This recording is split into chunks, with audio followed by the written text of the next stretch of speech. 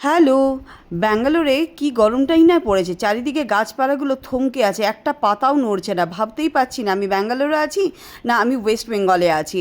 আগে শীতকালে আমি যে এরিয়াতে থাকতাম সেখানে 2 ডিগ্রি কম থাকতো টেম্পারেচার।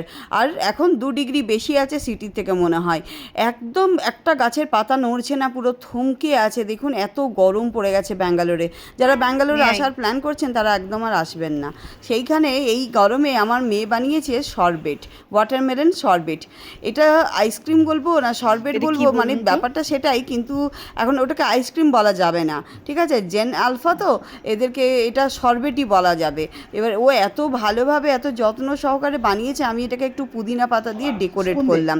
তাই ভাবলাম কি যে কী করে বানালি। আমরা এদিকে ব্যস্ত থাকি দুজনে নিজেদের অফিসের কাজকর্ম, আমাদের যে কিচেন চলে বা অন্যান্য আরও যে সমস্ত সংসারপাতির কাজ আছে, 1000-100টা তো কাজ আছে, ঠিক আছে? ওকে দেখার আর সুযোগ পাইনি, তবে কোনো একটা সময় ও ওয়াটারমেলন থেকে এইভাবে স্কুপ আউট করে বের করে কীভাবে একটা করেছে আর কি, বেশ ভালো লাগছে। হুম।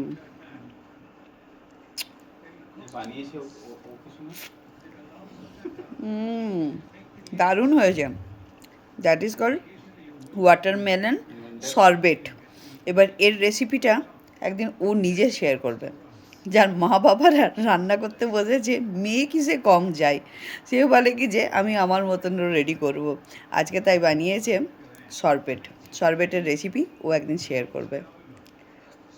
এবং খেতে হয়েছে দারুণ। এই গরমের দিনে শরবত কিন্তু অসাধারণ। পোলার বিয়ারে যান, ম্যাঙ্গো শরবত পাওয়া যায়, গোলাপ জামুন, কী জিনিস যেন, কালা জামুন শরবত পাওয়া যায়। তারপরে গোয়াভা চিলি শরবত। উফ, ওগুলো কি দাম নেয়! ভাবুন আজকে সেই শরবতটা বানিয়ে দিয়েছে আমার মেয়ে। ভাবা যায়? দারুণ লাগছে, আপনারাও বানিয়ে খাবেন। এই হচ্ছে মহারানী, যা এত সুন্দর শরবত বানিয়েছে। হাতটা একটা কিচি করে দিলাম।